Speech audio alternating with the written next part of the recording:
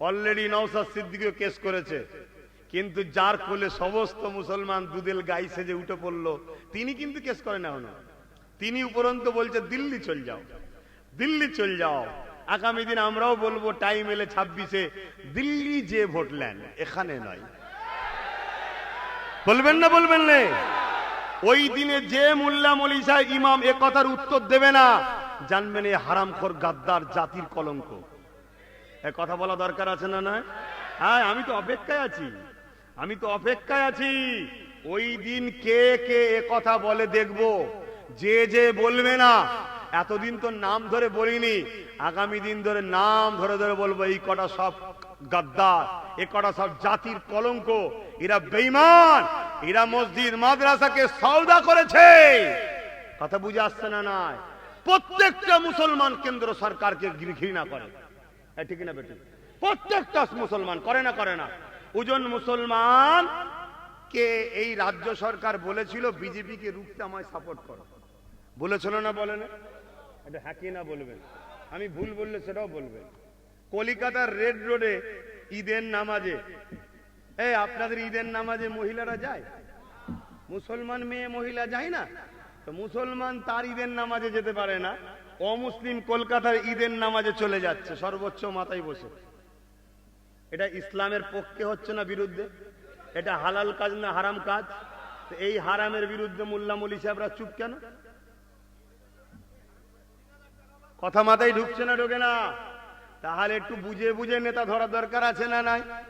তো এই জায়গাতে তারপরও ধরে নিলাম, যাক, সে অমুসলিম মানুষ, সে হয়তো জানে না মোল্লা মৌলভী সাহেবদের দোষটা বেশি, ঠিক না বেটি? তাহলে যারা ওখানে নেতৃত্ব দেয় মুসলমান, তাদেরই দোষ, ঠিক? তো সেই মোল্লা মৌলভী সাহেবদের সামনে রাজ্য সরকার কি বলল? পুরো দেশে তোমরা বিপদে পড়ে গেলে আমি তোমাদের সাথে আছি। কি বললো? পুরো দেশে, মানে আবেগে বলেছে না আমাদেরকে মূর্খ মনে করে জানি না, শুনছেন তো নাকি? বলেছে তা ছাড়ো, দেশ ছাড়ো।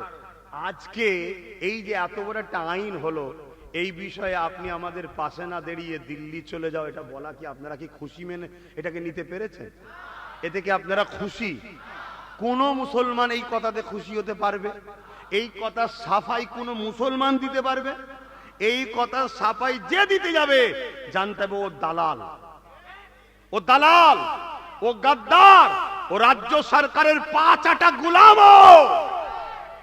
কথা শুনছেন না? শুনেন, অন্যায় অন্যায়। যদি তোমার পছন্দ হয় তুমি এতটুকু বলতে পারো, আর দিদি বলবে না আম্মা বলবে আমি জানি না, যাক যেটা বলতে হয় বলে বলো যে আপনি এটা ভুল বলে ফেলেছেন, এটা আপনি ভুল বলে ফেলেছেন। আপনি একটা বাইরে বলে দেন যে আমি মূলত এটা আমার মিস্টেক হয়েছে, আমি ক্ষমা চাইছি। কথা বুঝে আসছে না? নাই, হ্যাঁ, মানুষের ভুল হতে পারে, ক্ষমা চাইলে আমরা তার প্রতি উত্তর দেওয়া আর উচিত আমাদের হবে না? কথা ঠিক না বেঠিক?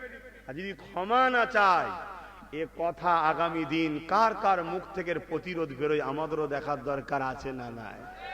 একটু আমার কথায় একমত তো নাকি? পিছনের ভাইরা অন্ধকারে কি আমার বিরুদ্ধে চলে গেলেন নাকি?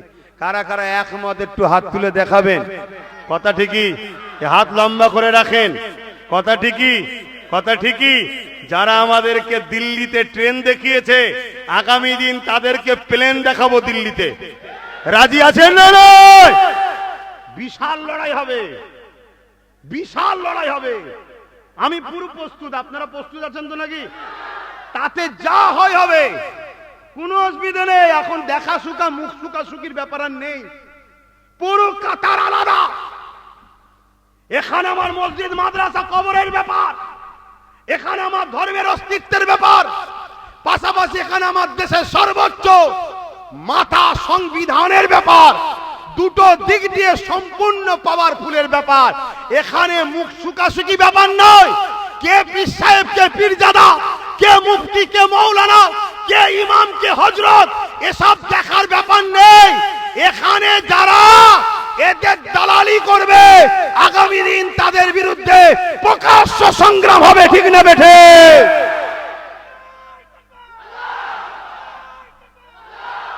হারাম খোদ দালালি খেয়েছিস, ঠিক আছে, খেয়ে যা, খেয়ে যা, কিন্তু গু গোবর কিচ্ছু বাদ দিবি নি, সব খাবি, সব খাবি। এখানে ধর্মের অস্তিত্বের ব্যাপার। মায়েদের ঘরে কবরটা দিবি কোথায়? বাপেদেরকে কবর দিবি কোথায়?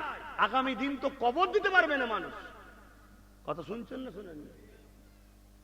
আমার কথায় কেউ কষ্ট পেচ্ছে? আমি কিছু ভুল বুঝাচ্ছি? তাহলে কেন্দ্র সরকার আমাদের বন্ধু তো নাকি? এ কথা বলছে না তো? সবাই জানে আমাদের দুশ্মন, ঠিক না বেটি? তাই 100% ও জানে যে মুসলমান আমাদের সাথ দেবে না। তাই একটা মুসলিম বিদ্বেষী দল তৈরি করে নিয়েছে। শুনছেন তো নাকি? দিন রাত মুসলমানদের বিরোধী করো, যারা মুসলিম বিদ্বেষী সেন্টিমেন্ট তারা আমাদের সাথে থাকবে, ঠিক না বেটি? তুই ঘুমটা টুমটা দিয়ে এসে মুল্লা মুলি সাহেবদের নিয়ে আমাদের দরদি দেখালি, আমরা বিশ্বাস করলাম তুই বিপদে গাদ্দারি করছিস কেন? এটা জিজ্ঞেস করা দরকার আছে না? না, এইটুকুও জিজ্ঞেস করতে পারছে না। কেন? খেয়ে বসে আছি। কি করে বসে আছি? খেয়ে বসে আছি। এগুলো মাথায় রাখবেন বাপ জান আমার, খারাপ নেবেন না বাপ, খারাপ নেবেন না। হ্যাঁ, কেন আল্লাহর কাছে জবাব দিতে হবে, মনে রাখবেন।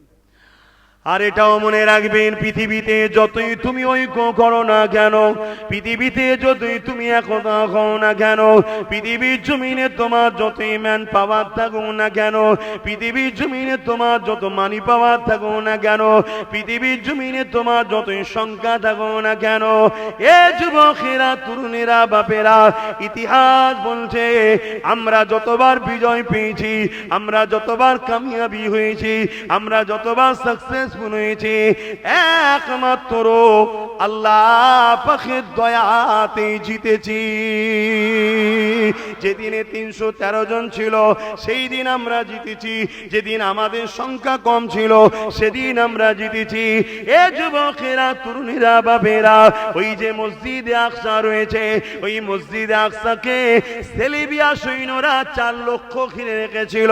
হযরত সালাউদ্দিন আইবি 12,000 সৈন্য নিয়ে গিয়ে গেল। ওই 12,000 সৈন্য নিয়ে সেলিবিয়াদের বিরুদ্ধে সালাউদ্দিন আইবি গিয়ে গেল মসজিদে আকসাকে উদ্ধার করার জন্য। আমার আল্লাহ সালাউদ্দিন আইবির এই 12,000 সৈন্যকে বিজয় দিল, 4 লক্ষ সেলিবিয়াদের হাত থেকে মসজিদে আকসাকে উদ্ধার করে নিল।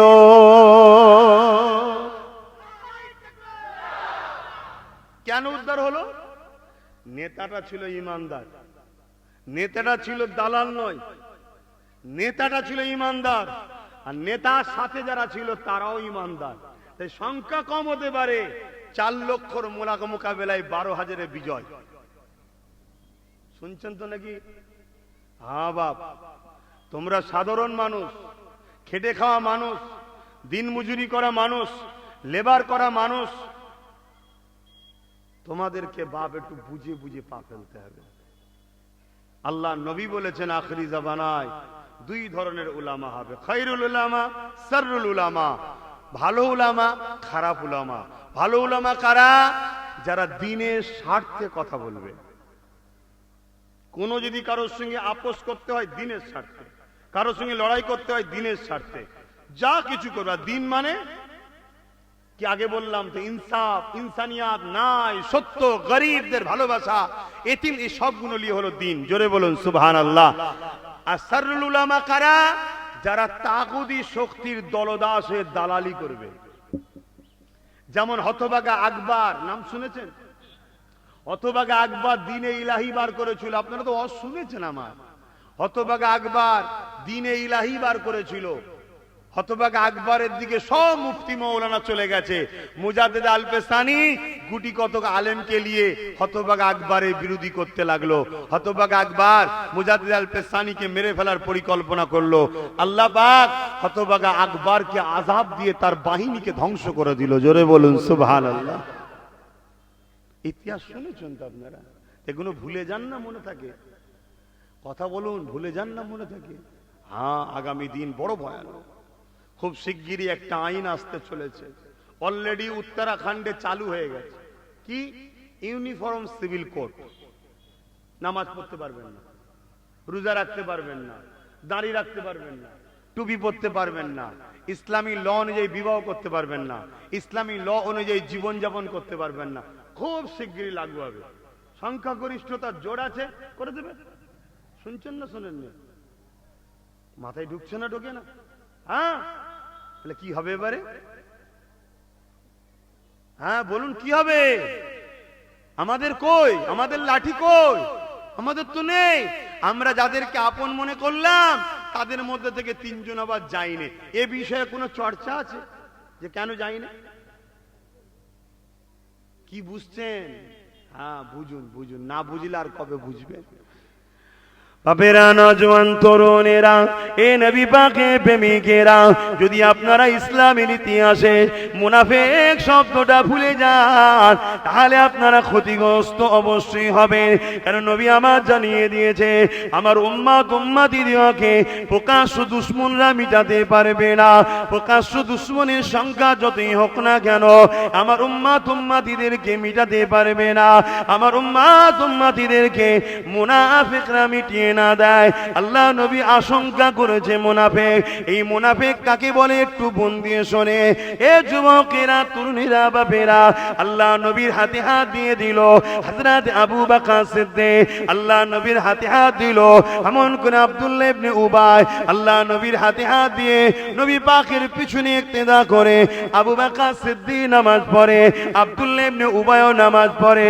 আবু বকর সিদ্দিক রোজা রাখে, আব্দুল্লাহ ইবনে উবাই রোজা রাখে। আমার নবী ওয়াজ করে, কোরআন বলে, আব্দুল্লাহ ইবনে উবাইও শোনে, আবু বকর সিদ্দিকও শোনে।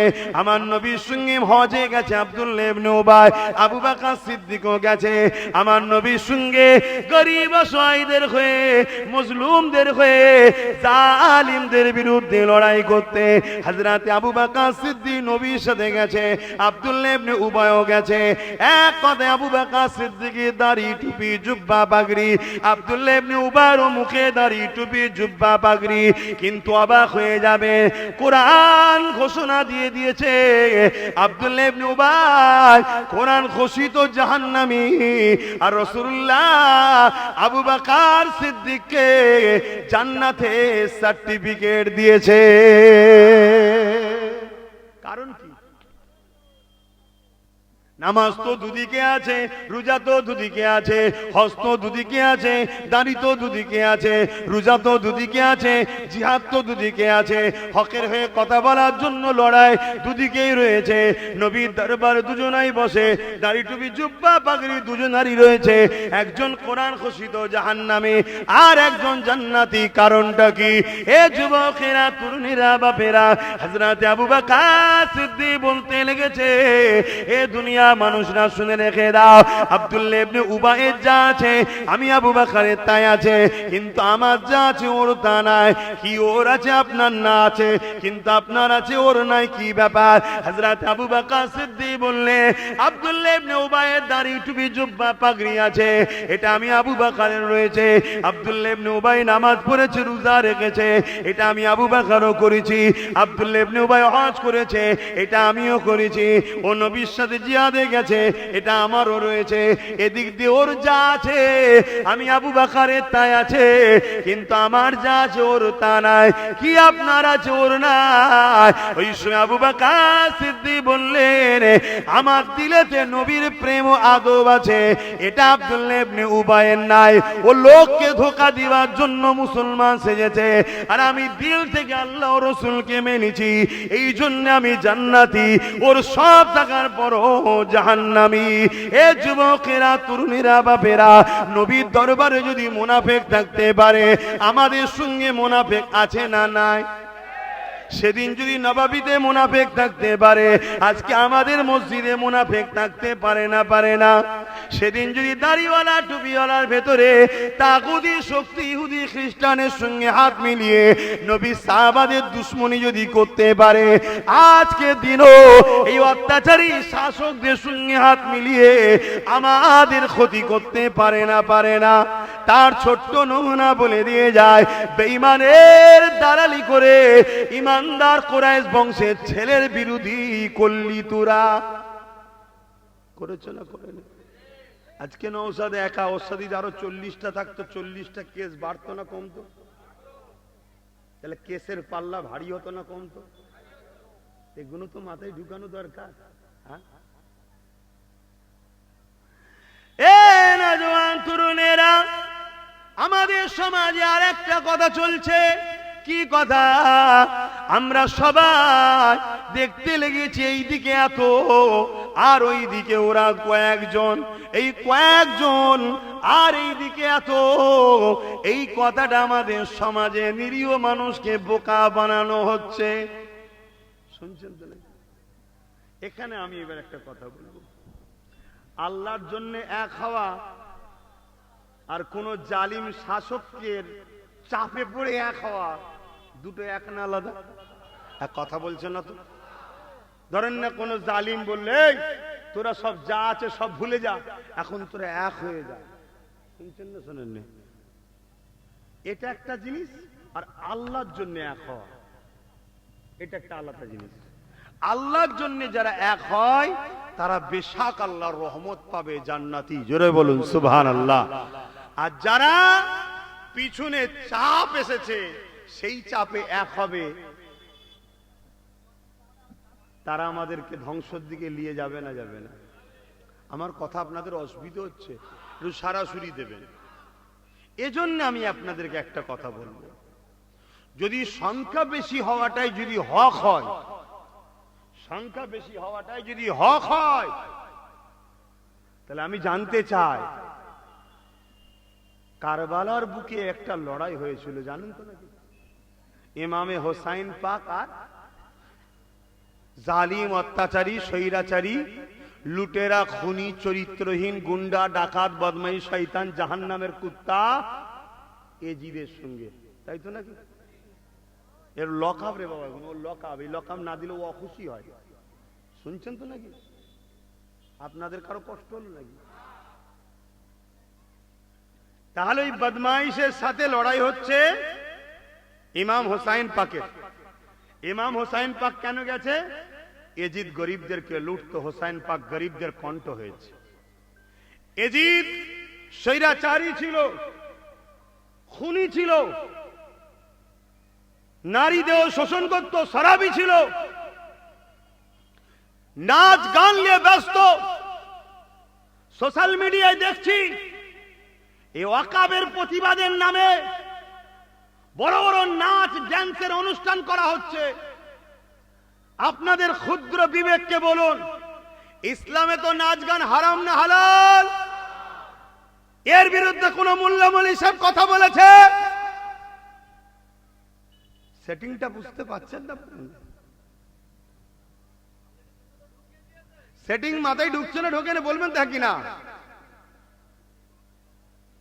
এর বিরুদ্ধে বলবে না, সে ঘুরিয়ে ফিরিয়ে আব্বাস সিদ্দিকীর বিরুদ্ধে বলবে। কেন?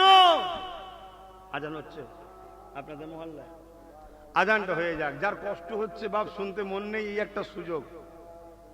আস্তে আস্তে চলে যাবেন। কতক্ষণ হবে? নামাজ কটায়?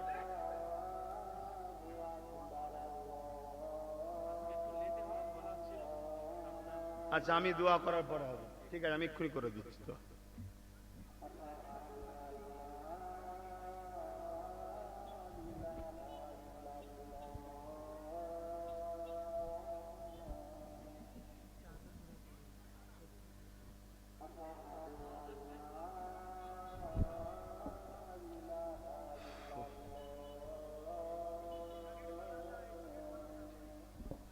এই সুযোগে ঘুরিয়ে দাও।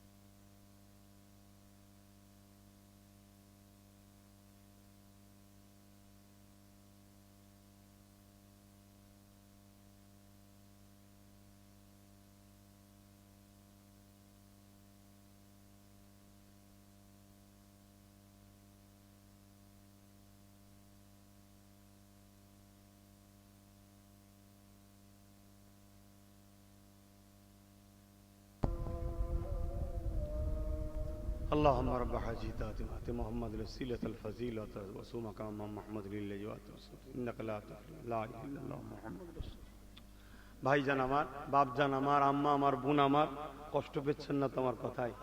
আজান হয়ে গেছে, আমি শুধু এই কথাটা বলেই দোয়া করব। তাহলে আজকে গান বাজনা ফাংশন এরপরও যদি কেউ করে, কখন করে ভাই? দুঃখে না আনন্দে? এটা সবাই বলবে। আনন্দ হলে, খুশি হলে করে, তাই তো নাকি?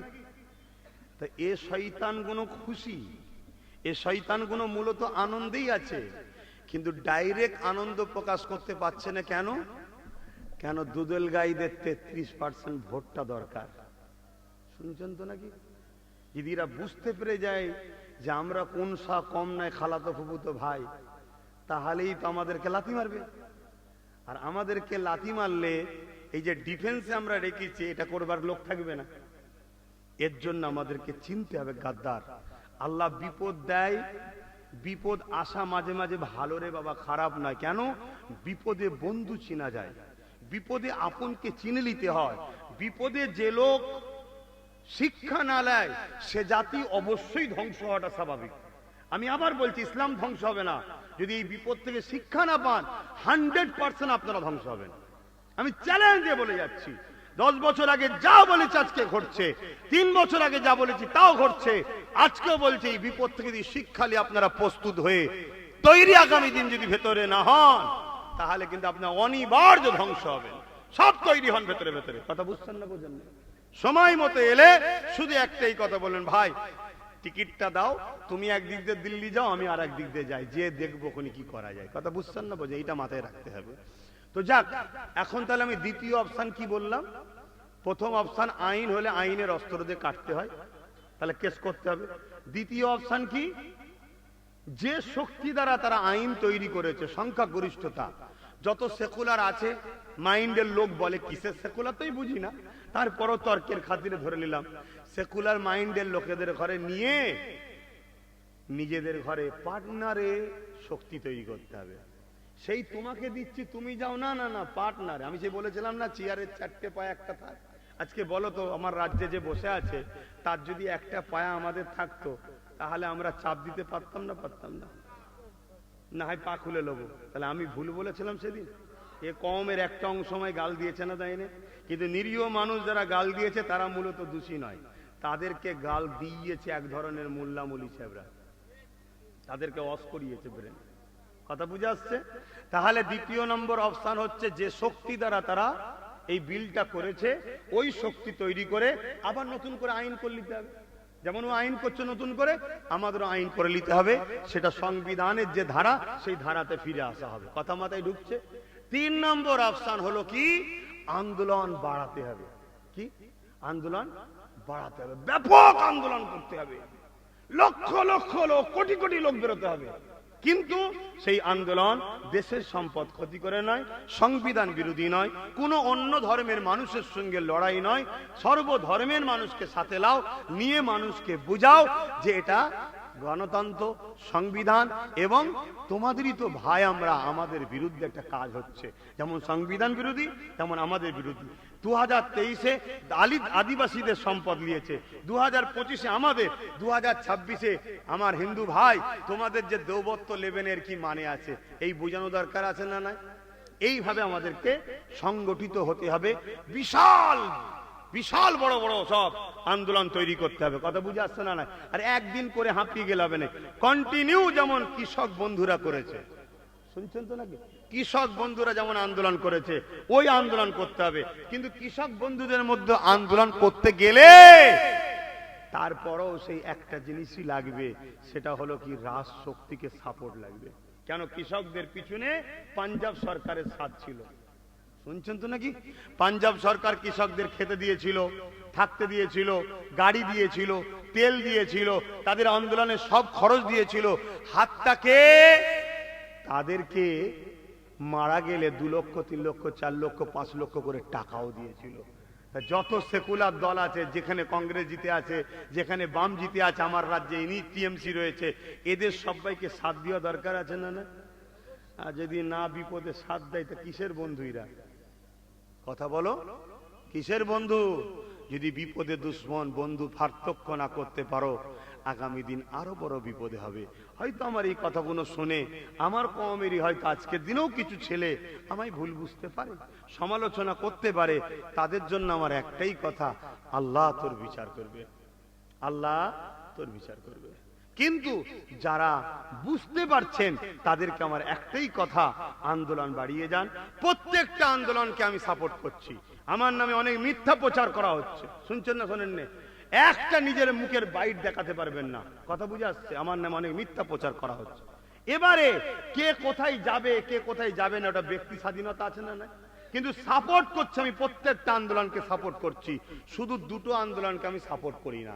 একটা আন্দোলন, যে আন্দোলন দেশের ক্ষতি ও দেশের সম্পদকে ক্ষতি করছে, সংবিধান বিরোধী, সেই আন্দোলনকে আমি সাপোর্ট করি না। এই করা উচিত হবে, কেন? দেশের কি দোষ আছে? দেশ তো আমাদের, মানুষ আমাদের সবার, সেই দেশের সম্পদকে ক্ষতি করবে কেন? কথা বুঝে আসছে? সেই আন্দোলনকে আমি সাপোর্ট করি না। দ্বিতীয় কোন আন্দোলনকে সাপোর্ট করি না? যে আন্দোলন নিরীহ মুসলমানকে সংগঠিত করে কেন্দ্র সরকারের বিরোধী করছে, ভালো কথা, পাশাপাশি রাজ্য সরকারের দালালি করছে, তাকে আমি সাপোর্ট করি না। কথাবার্তায় ঢুকছে না? ঢুকেনি? এ লড়াই আল্লাহর পক্ষে, রসুলের পক্ষে, জালিমদের বিরুদ্ধে। কেউ যদি আইন করে সম্পদকে খেতে চায় তারও বিরুদ্ধে লড়াই হবে, আর কেউ যদি চুপি চুপি অকাপ সম্পত্তিকে নষ্ট করে তার বিরুদ্ধে লড়াই হবে না? হবে না? একটা শেষ কথা বলে দিই, এই অকাপ কালা কানুনের মধ্যে অনেক কটা চেঞ্জ এনেছে।